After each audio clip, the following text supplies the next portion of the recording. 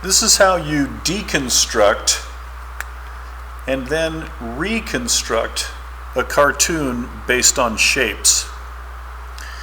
If you look at this dog cartoon drawn by Randy Glasbergen,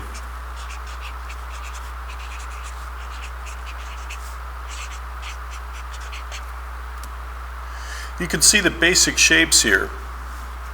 There's a triangle shape here for most of the dog, overlaid with an oval for his head, circle for the nose, circle for the eye. There's an oval for the ear. There's a little banana shape for the tail. The feet are elongated ovals, and then there's just a little piece sticking over here. This is actually the back of his leg. The hands, if you put a circle here first for where the hands go, there's a diagonal line there matched by a diagonal line here. This line curves down under, and then this one goes straight down like that. The fingers are a series of ovals.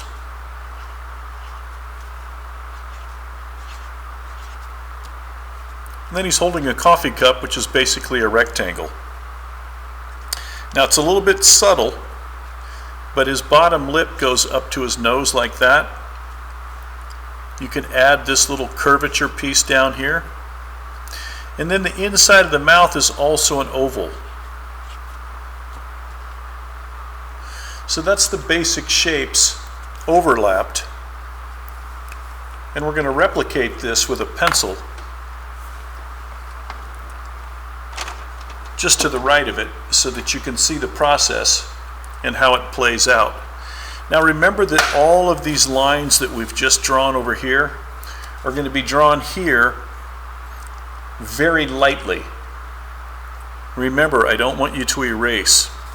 The first thing I'm going to do is I'm going to draw a very light line for the baseline. And this is how you can figure out how much space to fit it in. I'm going to go ahead and draw a line up here also, because I don't want to go any higher than that. I'm going to start off with the triangle. So the triangle is this tall, a little bit wider.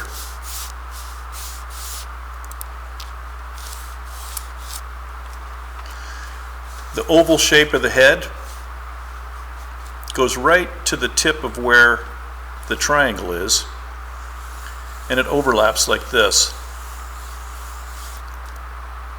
I'm going to draw another circle down here because it sticks down a little bit lower than the oval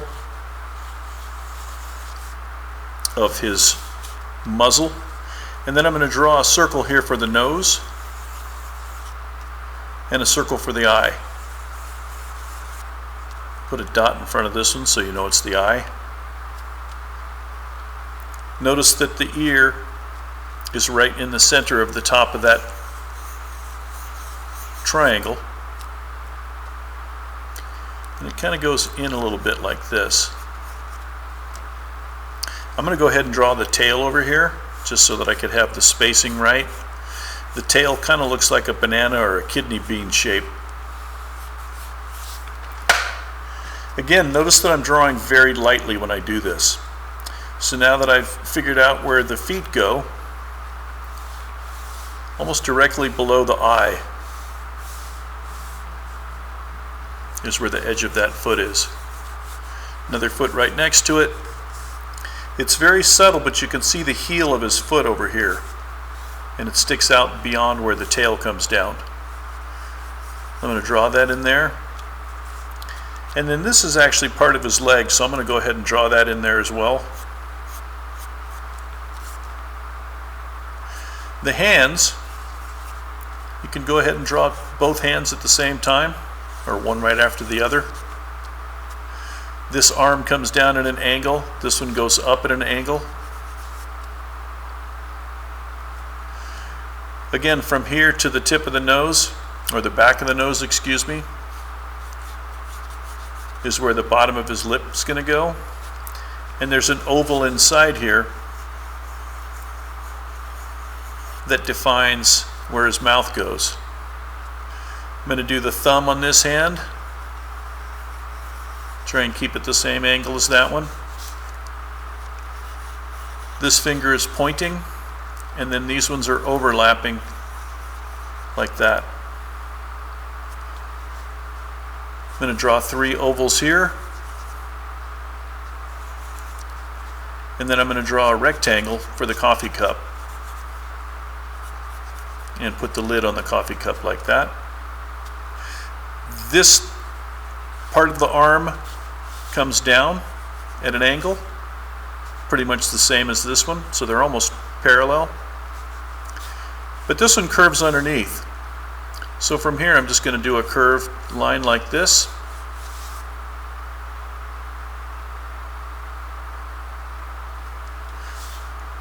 It's hard to tell, but there's a very subtle line right here that's dipped up, and that basically is because his belly's here. So that line's going to go dipped in there, down to the top of his foot, front of his foot. This one sort of curves down and again comes down like this. There are 2 toes on this foot and 3 on this one.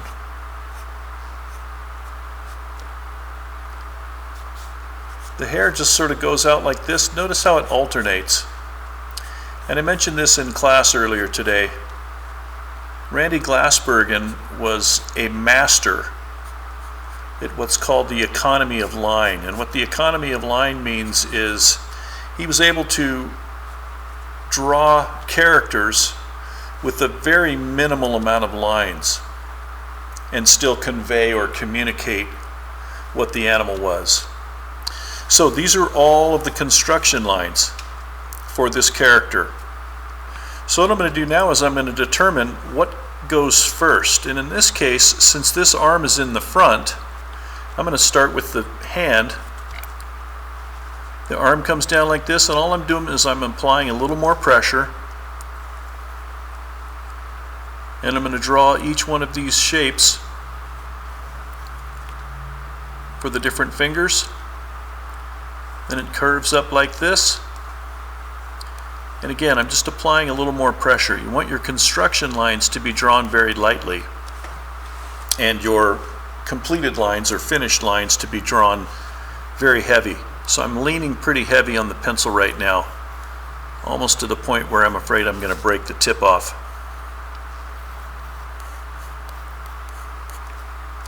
Your construction lines aren't always exactly where you put them. If you noticed, I originally drew the coffee cup down here, but when I noticed here it went to his middle finger, I even drew it a little bit longer than it is over here.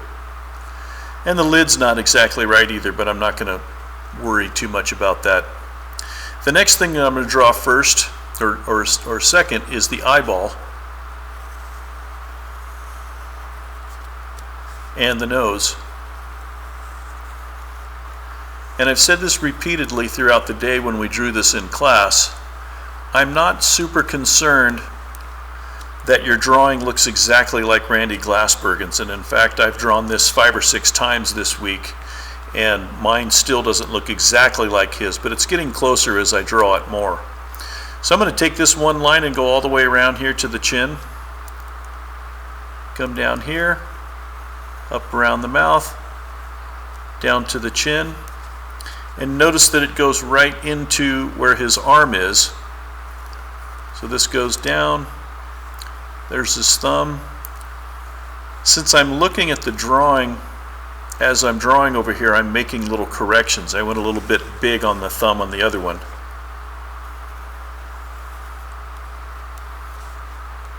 Bring that around.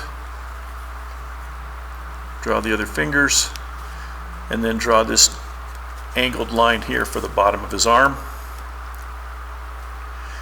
This one line represents the hair on his stomach and also his stomach itself. And so I'm going to start up here, come all the way around like this.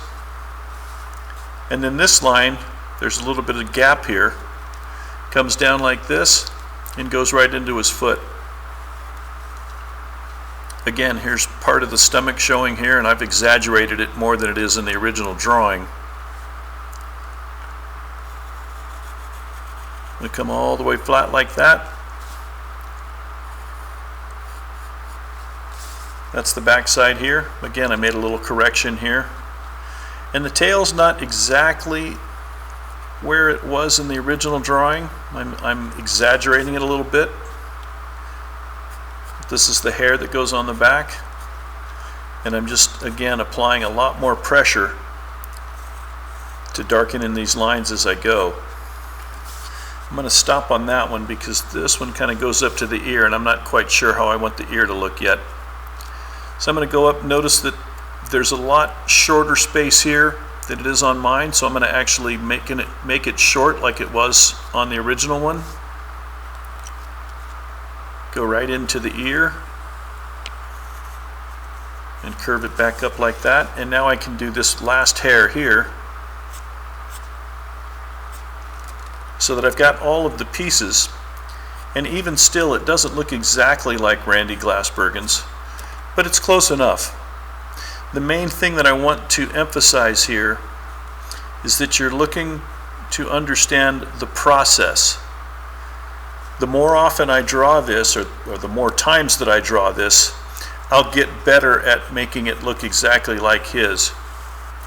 But I actually kind of like the fact that it doesn't have to look exactly like his in order to get the message across. Inside of the mouth, light just went off in my classroom. Sorry about that. When I sit too long without moving, the motion sensor light goes off. So I apologize for that. So that's the completed drawing, except for all of these little dots. And once again, I'm not looking for an exact duplicate from my students, particularly those of you who don't draw very often. But of all of the drawings that I've done this week, this one is probably the closest to the original. So the next thing I'm going to do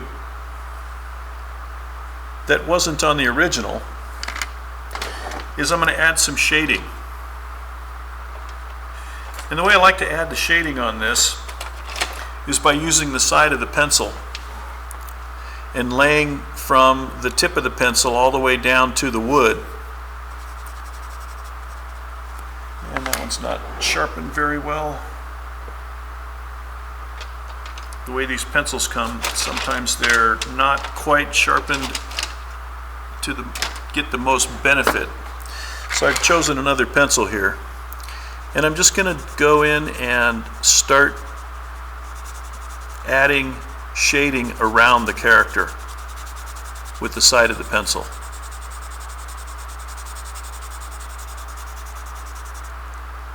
And that's not a very good one either.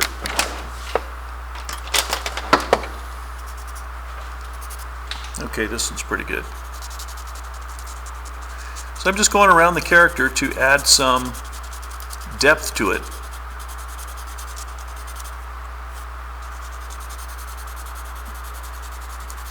Not real happy with the way these pencils are sharpened. This type of pencil comes in a big, huge box with 750 pencils, and they're all already sharpened. And it has this really weird tip on it because they sharpen it, and you can see it's kind of square at the top.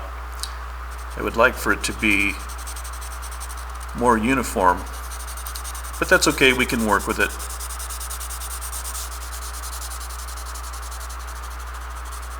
So the other things that I like to shade on here, after going around the character itself, is I like to do any place where there might be a shadow.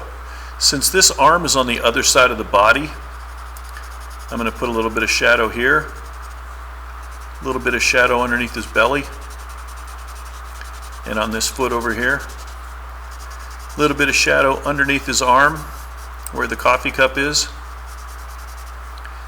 on his tail over here, underneath his ear, and also on his nose. And notice how I'm only just doing the bottom part of the nose so that it looks like there's a little bit of a highlight there, as well as a little bit on his muzzle here and along this side here. Kind of gives it a little more depth. You could get some more details in there, but that's probably enough basic shading for our needs. So tomorrow we'll draw the other part of this cartoon where we can see who the dog is talking to.